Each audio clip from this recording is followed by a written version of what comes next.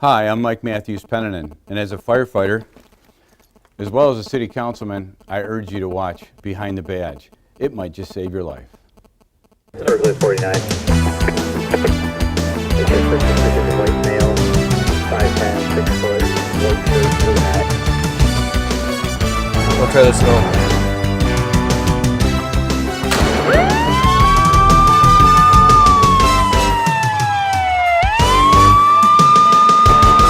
Hello and welcome to another edition of Behind the Badge. I'm Sergeant Mike Crum with the Berkeley Department of Public Safety. It's August, and here in Berkeley that means hot weather and classic cars.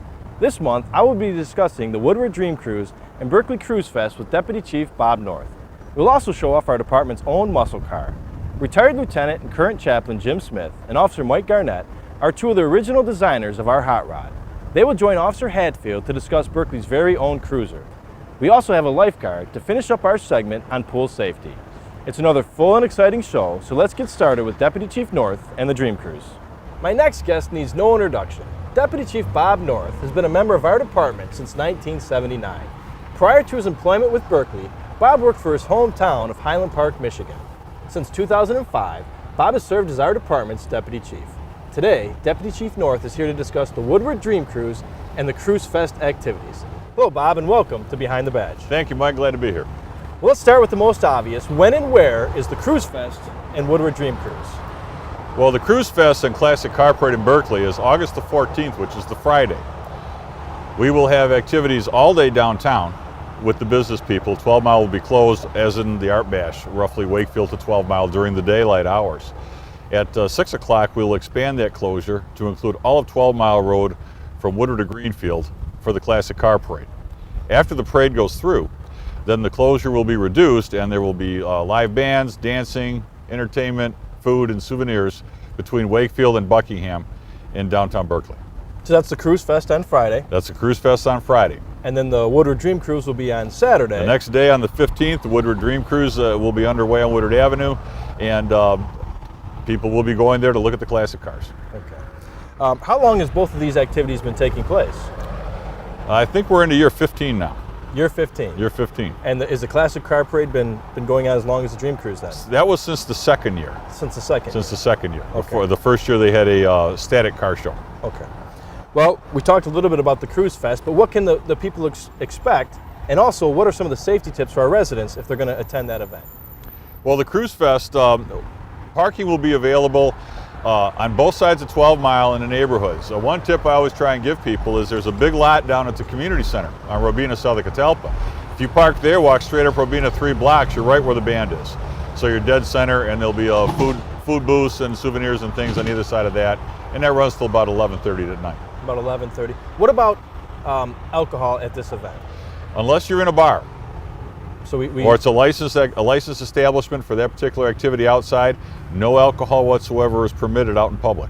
So it's an alcohol-free event unless you're in a designated area. That's correct. Or any area that is accessible to the general public, it is also illegal to have alcohol. So if there's a parking lot with a business, it's not legal to have it there either. Any idea how many cars we'll have this year? I think we're in the area of 400. 400 classic cruisers. 400 Is that the largest one then? It could very well be. Time will tell. There's always a few percentage points that don't make it for various reasons, but we're going to be right around the 350, 400 mark, I'm pretty sure. Well, the Woodward Dream Cruise is a little bigger event, and it seems to be getting bigger every year. What advice would you give our residents for safety and what we expect out there for if they're going to drive in the cruise, or if they're just going to be a spectator? Well, if you're a spectator in the cruise, you want to park, I would suggest, as far away as you can comfortably walk. That way you don't get caught in a traffic jam or in tight parking spaces. Once again, no open alcohol unless you're inside a bar on Woodward Avenue. No open alcohol is allowed. We don't recommend that either at the parade or on Woodward that you sit with your children's feet in the street. That's not a good idea. You want to make certain that if you're taking medications that you do that you be careful of exposure to the sun, that you hydrate yourself properly, and set a specific time. And keep an eye on your kids, they tend to tire quickly. Now, when we have the Woodward Dream Cruise for the whole weekend, we do have some temporary fire lane parking that we put up. Can you talk a little bit about that? Yes, what we've done is for a block or 2 or 3 west of Woodward Avenue from 12 Mile all the way to 11 Mile, in addition to some certain north-south streets where we take away parking on both sides or one additional side, we have marked them all no parking, fire out, towaway zone. The reason for this is because we get such a large influx of people coming to the area to observe the Dream Cruise, or a lot of people come late just to watch us close the road down. We have had situations in years past, before we took this particular action, for the safety and benefit of the community, we could not get a fire truck down one of the streets because parking was on both sides. Okay. So we've simplified it by making it the fire hydrant side of the street in most cases. But please watch the signs, it's for everyone's safety. It's important to remember that the general business of our Public Safety Day does not stop simply because we have a Classic Car Parade, Cruise Fest, and a Dream Cruise taking place. Both are running at the same time, so we need to have access for emergency purposes for everybody. Okay. One issue that I've seen over the years being down at the Dream Cruise is people who put water or different substances on the street to have the cars burn out. It is a safety measure for all the people around. Can you talk a little about that? Well, it's contrary to Motor Vehicle Code to put anything in the street. It's contrary to Motor Vehicle Code especially to assist in that sort of activity, and it's contrary to Motor Vehicle Code for people to quote-unquote burn rubber, spin out, or whatever they call it. The problem with that is, number one, it's not in a safety zone like a racetrack, a proper track where these types of activities are allowed or they're safe to perform. If someone loses control or there's a failure in a motor vehicle with people in that close a proximity to cars burning rubber, it can take off, the driver won't be able to stop it, and we'll have people seriously injured or even killed if a car jumps a curb with the tires burning at that rate or spinning at that rate. And we have had cars jump the curb in the past. Luckily, so far, nobody's been injured, but this is just another example of what we're trying to avoid. We have had that happen in the past. We had it one year where people had just gotten up to leave Woodward south of 12, and it wasn't 30 seconds after that, a car was burning rubber, spinning wheels, and it took off on him, it lost control, and he spun right over the curb, right across the area where the people had been sitting, and landed on a service drive. So we could have had a pretty serious... We'd have had 6 very seriously injured people because they all would have wound up underneath that car. This next question comes from actually a resident. They emailed this in, and they said that at the cruise or Cruise Fest, when you have your children, there's a chance that your child could get lost.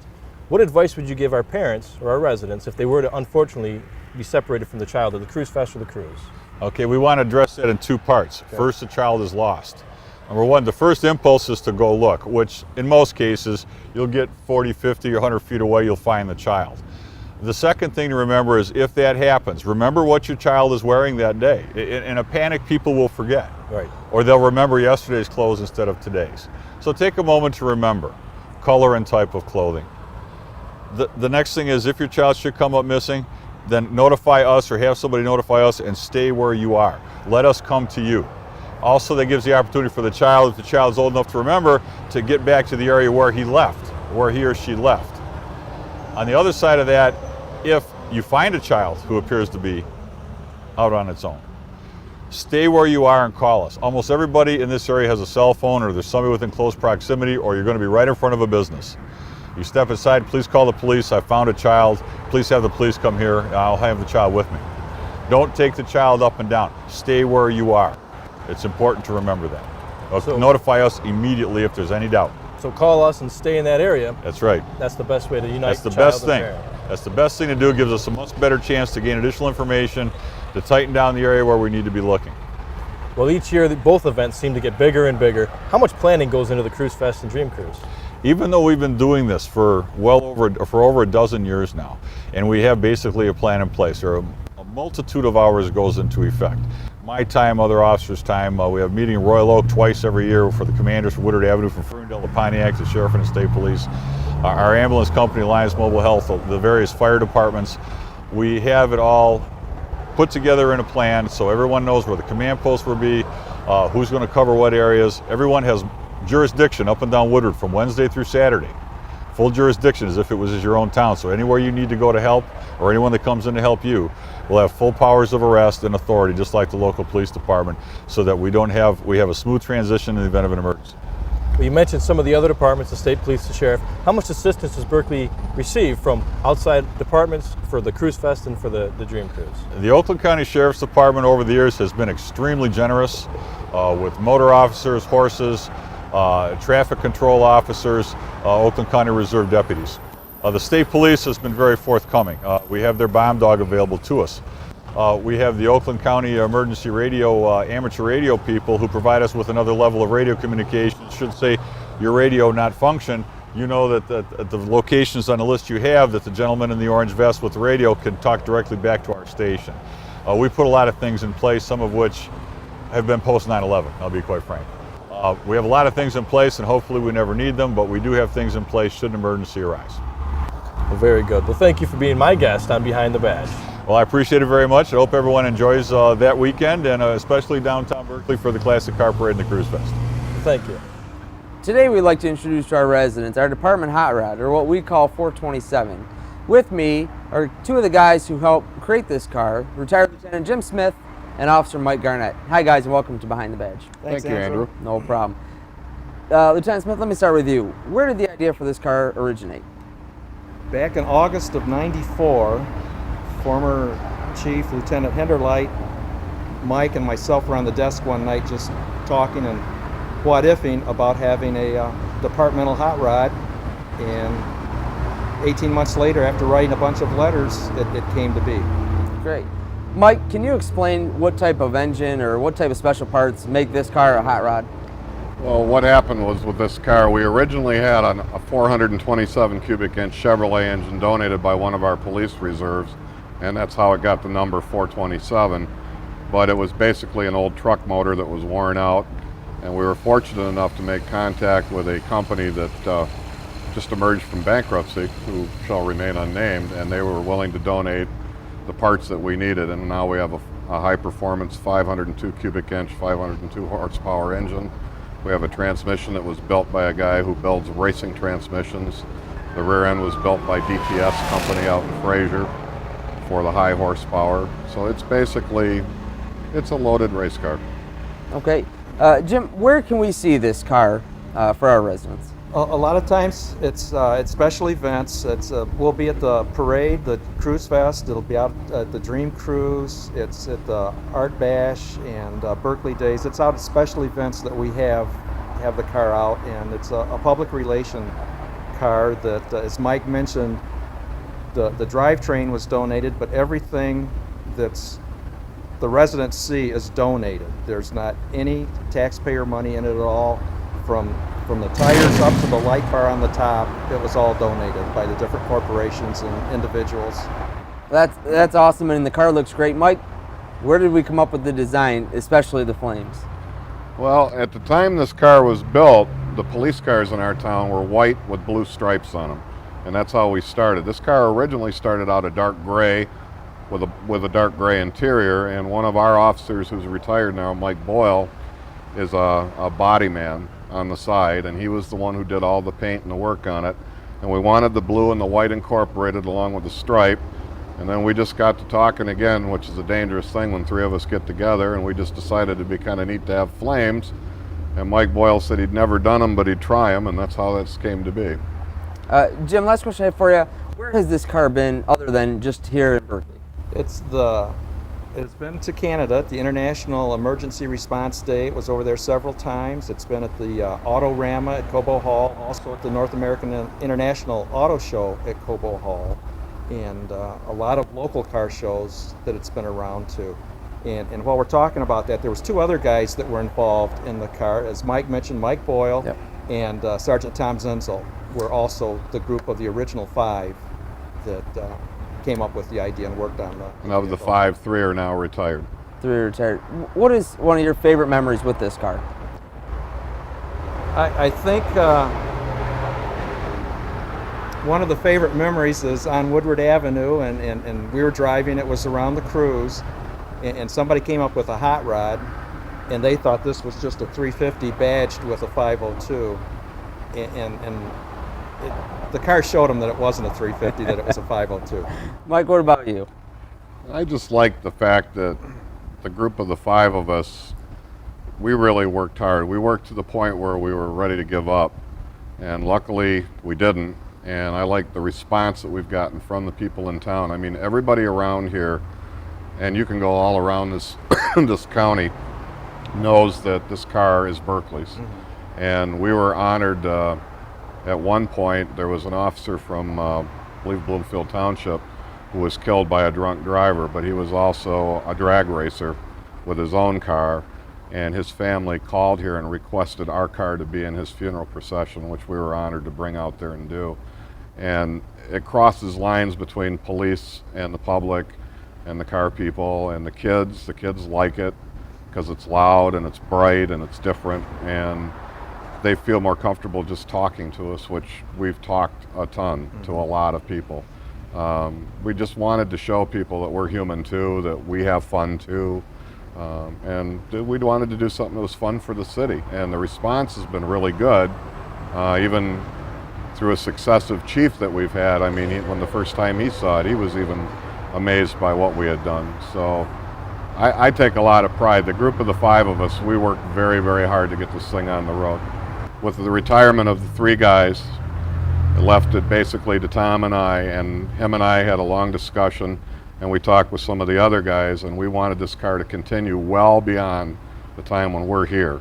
And I mean, I really hope that's true.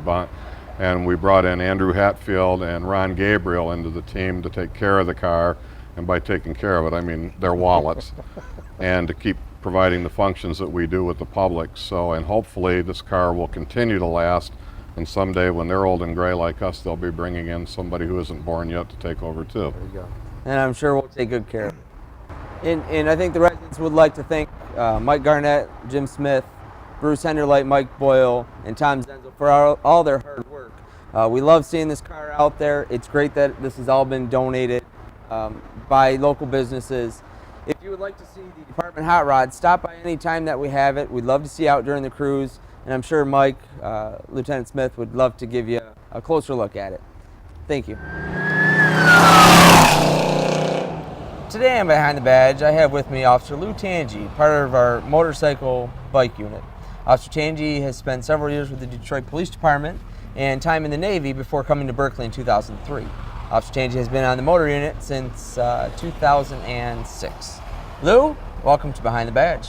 Thank you for having me, Andrew. Lou, specifically, what does the motor unit do? Well, we handle a lot of the traffic enforcement in the city of Berkeley, whether it be the Dream Cruise, the car parade, the baseball, things of that nature. Any parking slants, accidents, moving violations. When specifically does the motor unit ride? We usually bring the motor out the early part of April, and we'll keep it out until October, November, depending on the snow. Okay. Specifically when it comes to making a traffic stop, what should a resident or someone driving around know when they see a motor unit making a stop? Well, you know, they want to leave us plenty of room, just as they would on any motorcycle that they see out there. They're not as visible as the cars, and just to pay attention and slow down and give us room. Great. Officer Tangi, can you give us some motorcycle awareness tips? Well, one thing that you want to remember, in the state of Michigan, we're still required to wear helmets. They have to be DOT approved. You never want to ride more than two abreast. And we always recommend that for the inexperienced riders that they run in a staggered formation instead of a side-by-side formation. If I'm a young person wanting to go get my motorcycle endorsement, what do I need to do? Well, you'll have to obviously take the road test through the Secretary of State, and we always recommend that they take some type of civilian course. It's an advanced course held at one of your local colleges that will actually spend a day or two going over the bike and the different procedures on handling the bike. Where did you get your training? I actually started on my own when I was 15, 16 years old. Then I went through, when I was serving in Detroit, I went through one of their motor unit trainings. And then when I came out to Berkeley, I went through the class offered by Doug Wolf that was through Michigan State University. And to wrap it up here, what's one of your most favorite things about riding the bike during the summer? I guess the ability to interact with the residents. It gives us more of a face-to-face with the residents. We can actually go right up and drive through the parks when they have the ball games and talk to them. Great. Thank you for visiting with us here on Behind the Badge, and I hope our residents got a good insight to what our motor unit does. Thank you.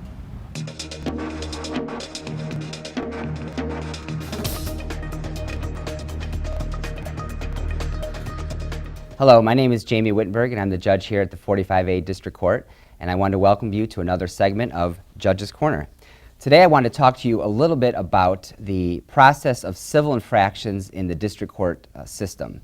For the most part, civil infractions, and what I mean by civil infractions is parking tickets or speeding tickets, that's really the only contact most ordinary citizens ever have with the district court. So today I was going to use a speeding ticket as an example and briefly talk to you about how you should act when you get one of these tickets and what actions you should take as far as the district court. If you're unfortunate enough to get pulled over by an officer and cited for a civil infraction, you're first going to notice that you get a ticket. And it's very important that you look at the ticket because it has a lot of information that you need when setting up something with the district court. You're going to notice at the top of the ticket, it's going to have the date that you received the ticket. It's going to have your name, your address, a vehicle description, and it's going to state where the ticket took place. Below that is the area where you're going to see what the civil infraction is. And if you look to the left, there's a box there where it says type. That's where the officer will either cite a civil infraction, a misdemeanor, or a felony. For purposes of today's discussion, we're talking about civil infractions, so that's the box that would be checked by an officer. Next to that is the code for the civil infraction, and then the description, which is what most people are familiar with. In this example, we're looking at a speeding violation on this Woodward Avenue near 12 Mile, and the infraction was for 10 over. The speed limit there is 45. The officer wrote up the individual, Joseph Speeder, for 55 and a 45. If you go below that, it has an explanation. It looks like in this case, the person was radared at 59 miles an hour. Going down the ticket even further is probably the most important part of the ticket. And what that does is it explains what actions you need to take and in what time you need to do it. If you notice the next portion of the ticket, it mentions 14 days and also refers to the back of the ticket for further instructions. This is very important information for someone who wants to resolve their ticket. Further down, you'll notice the court address, court phone number, and the officer who issued the ticket. Now, the front of the ticket is very, very important, but the most important part of the ticket, really, for purposes of resolving your ticket, is the back of the ticket. I'm going to spend just a couple of minutes going over the back of the ticket because many people have questions about what they're supposed to do and how they do it once they get one of these tickets. Now, essentially, there's three things you can do when you get a civil infraction, such as a speeding ticket. You could admit responsibility, and that's in the first box. In order to admit responsibility, you can do that in person. You could show up to the court, admit responsibility, sign the back of the ticket, and pay the court the costs. You could also do it by representation. You could send somebody else in to pay the ticket, who would then sign the ticket and admit responsibility on your behalf. You can also mail in an explanation where you admit responsibility. You would mail in something saying that you admit responsibility to the ticket along with your payment, and you would sign the back of the ticket and make sure that you include the ticket with your payment and your explanation. The second box is where you can admit responsibility with an explanation. Again, this can be done in person or by representation or by mail. If it was done in person, you would come into the court with a letter explaining the circumstances of the ticket, and you would provide that ticket and that letter to the court. By representation would be you could send a letter or someone else on your behalf, and you could also mail the ticket in. Now, if you're admitting responsibility with an explanation, you need to make sure that a couple of things happen. First, you have to admit responsibility.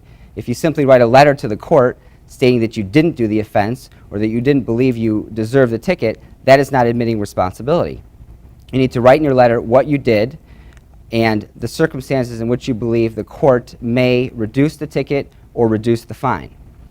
The third box is where you would deny responsibility, or essentially plead not responsible to the ticket. Again, to do this, you can appear in person, or you could contact the court and set up a court date. If you set up a court date, you can set up either a date for an informal hearing, which would be in front of either a judge or a magistrate, or you could set it up for a formal hearing. At a formal hearing, the city attorney would be present, who is a lawyer, along with the officer. At an informal hearing, no attorneys are allowed.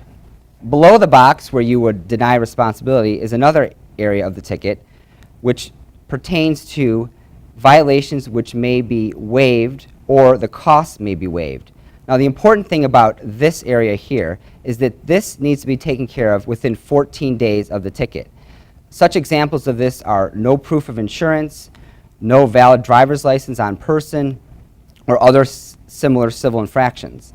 If the officer gives you a ticket for no proof of insurance, then you need to come into the court within 14 days, and if you show proof to the court that you did have insurance, then that fine would be waived.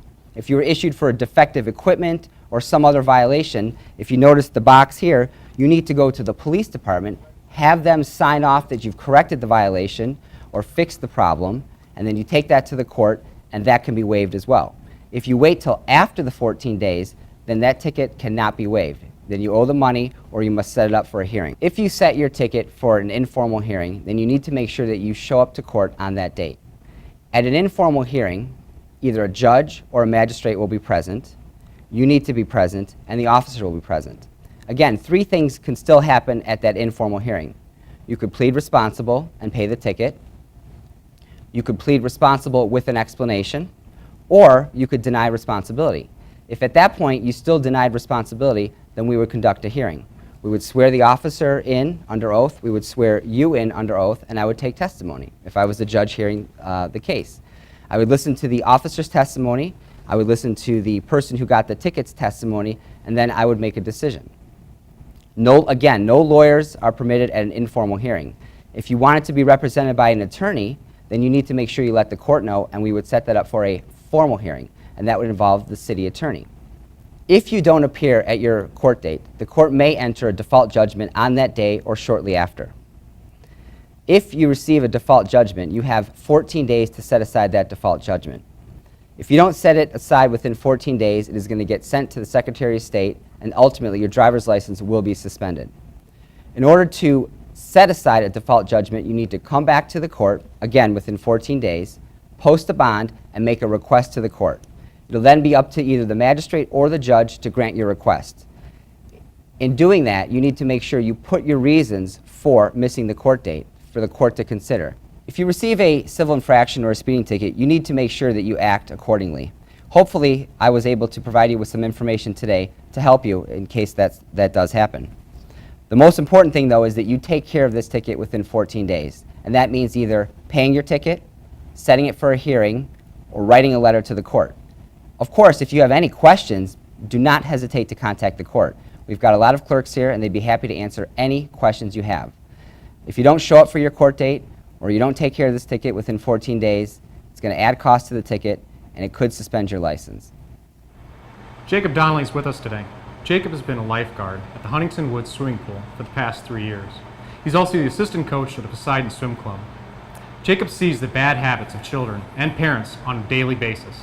He's here today to share just a few short tips that may save a life. Last year, the staff of the Huntington Woods pool averaged 3 to 5 water emergencies. Although this number may seem low, remember, this is at a public pool with safety rules in place, lifeguards on duty, and parents watching their children. Jacob, what is one of the most common problems you face on a daily basis? Parents do not always fully understand their children's swimming abilities. For example, if a child is to use the diving board, they should be able to do so without assistance and be able to swim to the wall on their own. Now, just because they have the ability to swim does not mean that the parent should leave them alone. Parents should be in the water with an inexperienced swimmer or keep them at arm's distance. Just because the lifeguard is on duty does not mean the child can be left alone. Another problem is that too many parents place false confidence into the arm flotation devices. Water wings do not keep the head afloat, and they are not Coast Guard approved. Most public pools do not allow them. The only flotation device allowed is a Coast Guard approved life jacket, like this one. Even if your child has had swimming lessons, if they are not confident in the water, the Huntington Woods pool offers swim lessons over the summer. The staff will work to fit your child's needs. There are 4 sessions offered through the summer, each lasting 2 weeks. The sessions are Monday through Thursdays at either 9:30 a.m., 10:20 a.m., or 11 o'clock a.m., each lasting for 40 minutes. Each 2-week session is $53 for Huntington Woods residents or $58 for non-residents. You can call the Parks and Recreation office at 248-541-3030 to schedule your lessons today. Today, we've shown you a few safety tips that may help you to keep your family safe. There are CPR classes and swim lessons available. For any further questions or information on what we've shown today, email them at behindthebadge@berkeleymich.net. At this year's Lids for Kids event, we had a Junior Police Academy. With me today are the winners of that Junior Police Academy. The kids here did events such as push-ups, sit-ups, and our shuttle run. I'd like to offer everybody here a good job for staying physically fit, and each one of these is the winner according to their age group. The first one I have is Brianna Brodsky. Brianna, you did sit-ups best for your age group. Did you have fun? Good. I then have Lucas, is it Premier? Premier.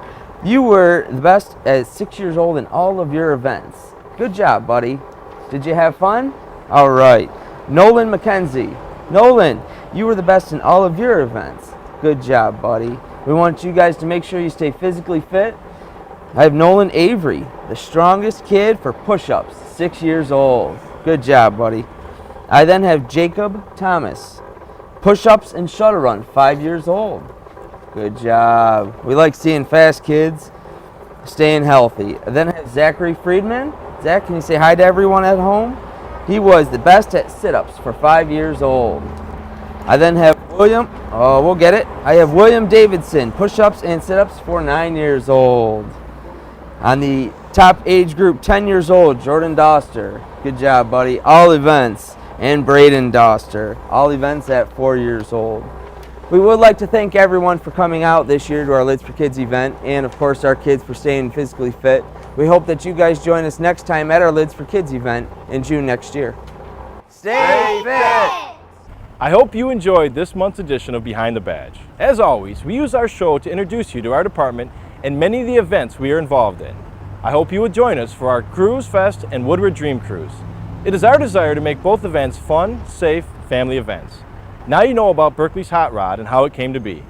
As always, if you have any questions for anyone on our show, please email them to behindthebadge@berkeleymich.net. I'm Sergeant Crum, and I'll see you next time on Behind the Badge. Berkeley 49. It